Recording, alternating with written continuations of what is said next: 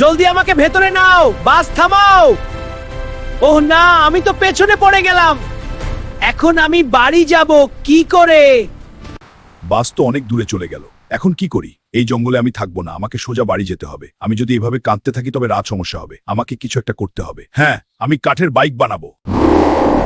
আমি এই গাছটা কাটবো, তারপর ছোট ছোট পিস করে বাইকের শেপ রেডি করব। কাজ অর্ধেক শেষ, আর সামান্য একটু বাকি। চলো এবার টেস্ট করি। ও দেখ, বাইক চলে, এবার স্পিড বাড়াবো। ও নো, বাইক তো ভেঙে গেল। এখন আমি বাড়ি যাব কি করে? এখন তো রাত হয়ে গেছে, আজ এই গাছের নিচেই ঘুমাতে হবে। এটা কিসের শব্দ?